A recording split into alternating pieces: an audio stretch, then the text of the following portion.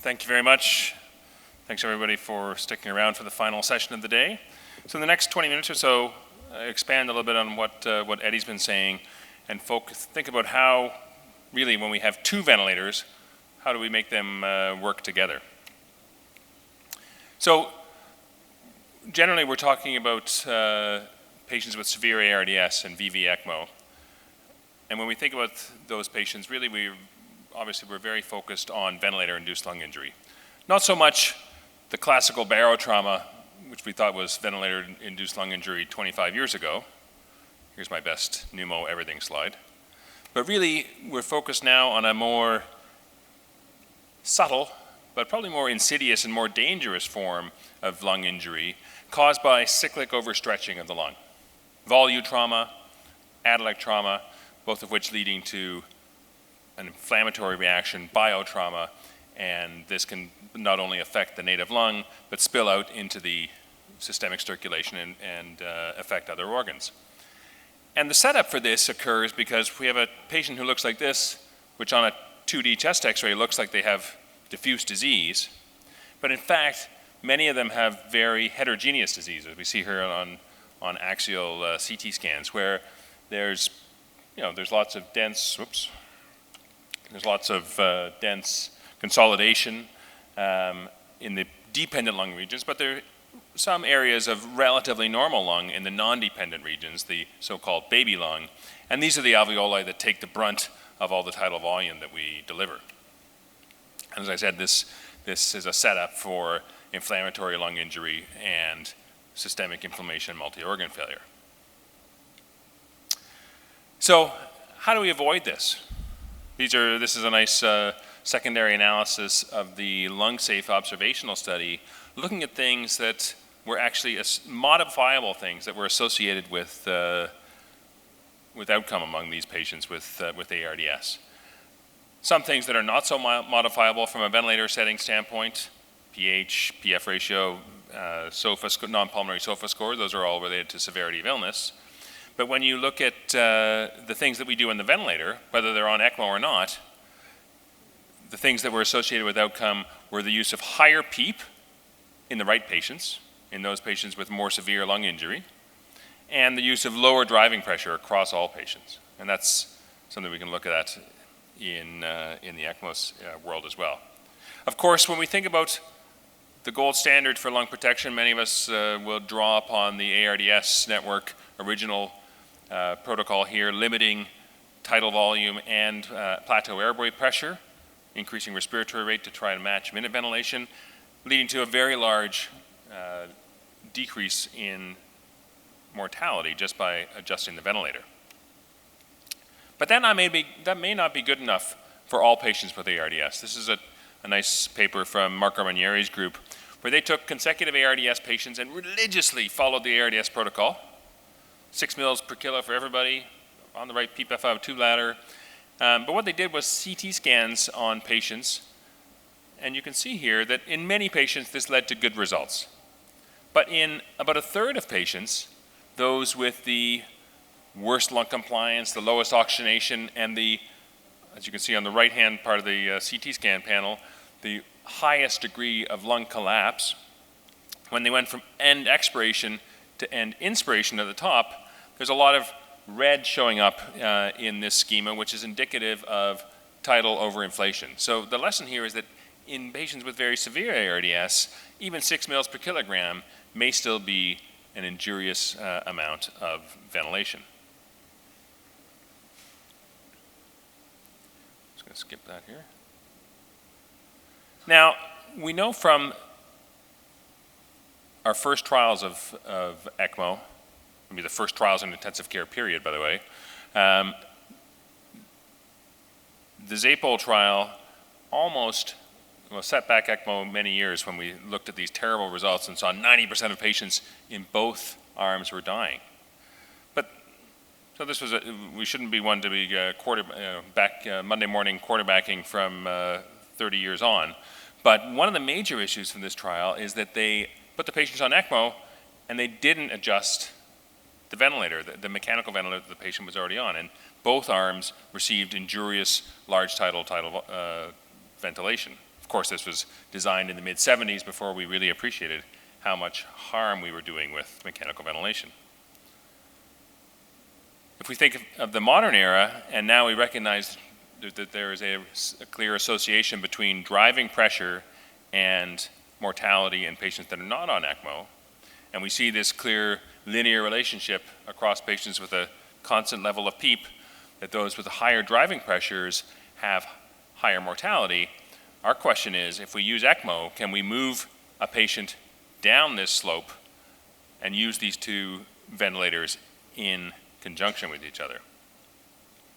Of course, keeping in mind that mechanical power may even be a more global assessment of the amount of injury that we might be doing to the lung, that it captures tidal volume, respiratory rate, and driving pressure together. So what's actually happening out there in the real world? Well, when you, this is a survey that Jonathan Marhong, one of our trainees, led along with Eddie Fan, asking ECMO centers around the world what their intentions were. Most centers and clinicians said they were aiming for lung rest. So that's great. What did they really do? In real life, maybe not quite real life, in actual clinical research practice, you can see here that when patients, this is again a systematic review from the same team, showing that when patients went on ECMO, or ECLS of all types, we saw a significant reduction in tidal volume from about 6 to 4, plateau pressures down from 32 to 25, and a significant reduction in FiO2 as well. I think these are probably close to, or closer to, best case scenario real world situations, because these are from the published literature, not necessarily what everybody in every ECMO center is doing around the world.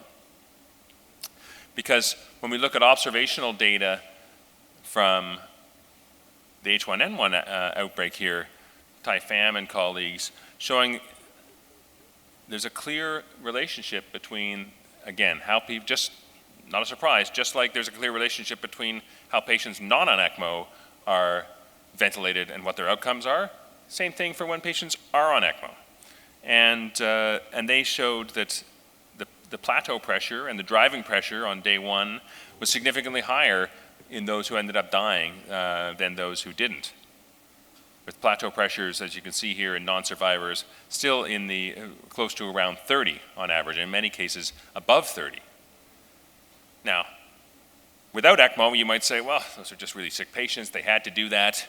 But with ECMO, really this, I think, is a sign that those clinicians may not have been paying attention to the interaction between ECMO and the circuit, because in most cases, one should be able to use the ECMO circuit to allow you to be much gentler with the lungs and the mechanical ventilator.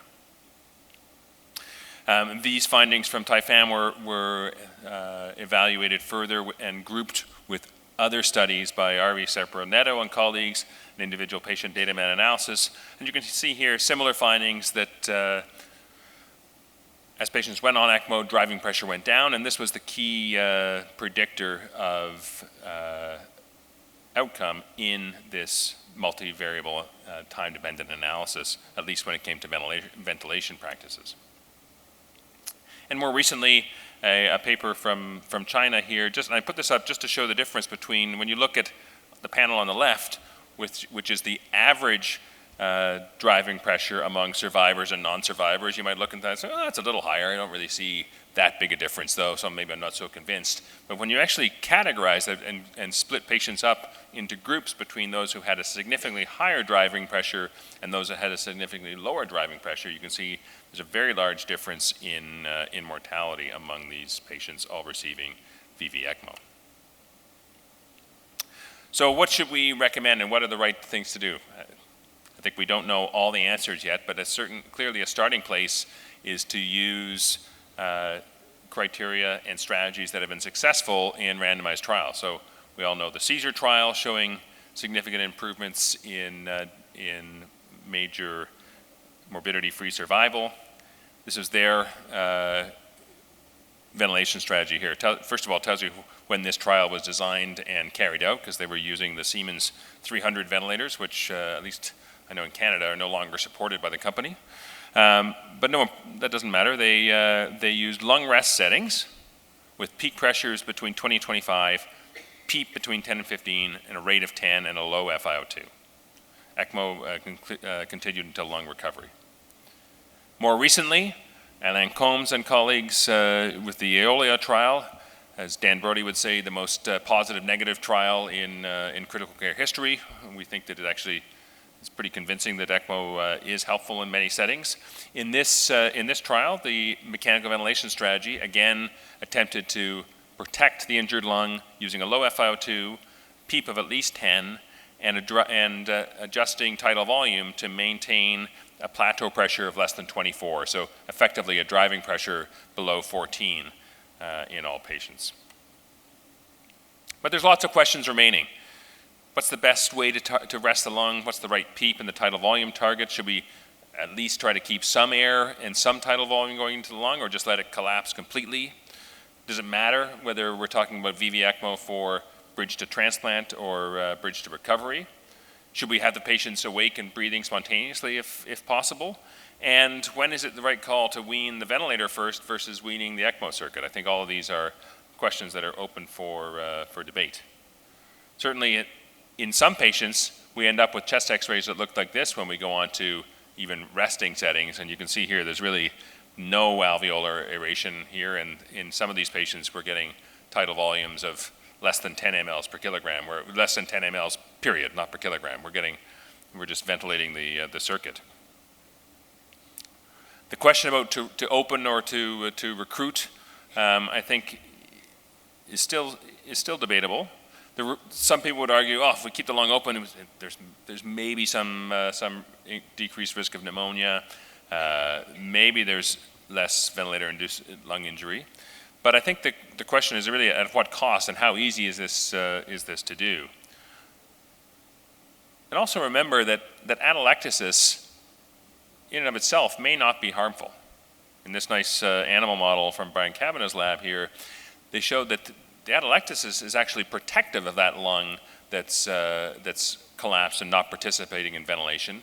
And when exposed to injurious ventilation, it's the aerated part of the lung that is actually where all of the inflammation lies.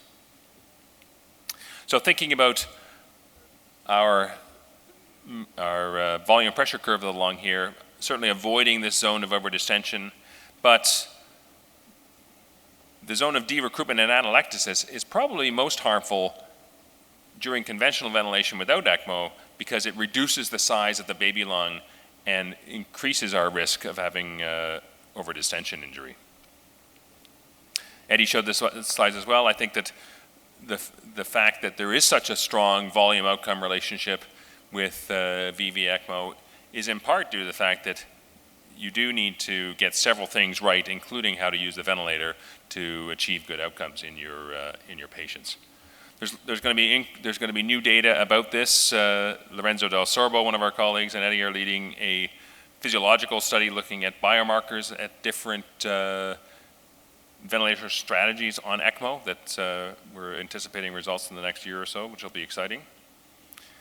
And I'll spend the last few minutes talking about extracorporeal CO2 removal and thinking rather than full-on VV ECMO, could we use ECMO light, if you like, to more globally improve outcomes with the ventilator.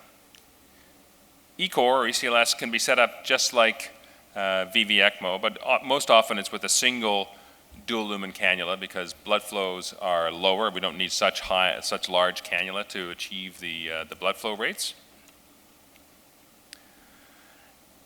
And this has been proposed for a couple of indications. One is the idea that, well, if 6 is better than 12 mils per kilogram, then maybe 3 or 4 mils per kilogram would be even more protective, and this idea of using ECOR to facilitate ultra-lung protective ventilation is in flux. There's a couple of pilot studies that have been published showing that it's at least feasible to do. In this first small paper with just a few patients showing tidal volumes were decreased, but they had to increase PEEP, and there was severe hypoxemia in 6 out of 15 patients, which was a little concerning. Nonetheless, there's a large NHS UK funded trial led by Danny McCauley that's ongoing and recruiting patients, that's randomizing patients to ECOR or not. And there's a Supernova trial and research program out of the ESICM, starting with a pilot trial of 100 patients, which has just recently been published, with plans to move on to an RCT.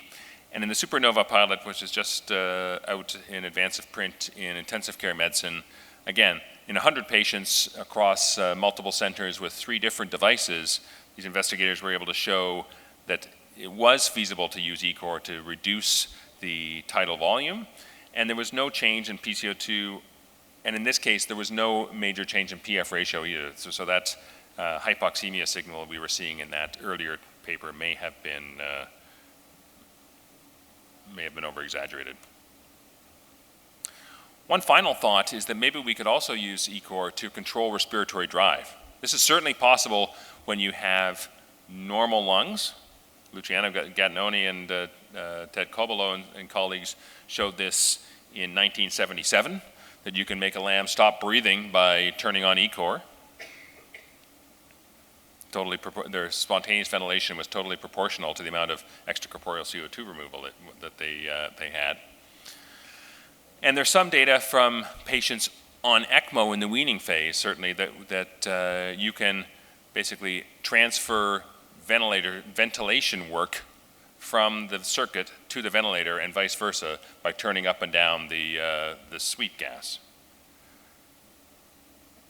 And the idea is that maybe this would be useful in some patients who have extremely high drive to breathe. And right now our strategies are heavy sedation and neuromuscular blockade, or just tolerate those high tidal volumes. This may be achieved in ARDS patients, but it may need quite a bit of blood flow and quite a lot of sweep gas. So I think this is an area of investigation to know whether we can truly do this in clinical practice to achieve that sweet spot of having patients being awake and breathing spontaneously while still maintaining safe tidal volumes. This is still an area of research and investigation. My thought is that ECMO should be used to facilitate lung rest. The exact ventilation strategy is unknown. What we use clinically at our center is very similar to what was used in Caesar and Eolia: PEEP of 10, driving pressure of 10, and rate of 10, 40–50% oxygen as a default. That very often in the early stage results in no ventilation and a completely degassed lung. And I've tried to show you that ECOR can modulate respiratory drive in some conditions. Maybe this will be helpful in the future. That's data that are still pending. And with that, I'll stop and thank you very much for your attention. Thank you, Prof.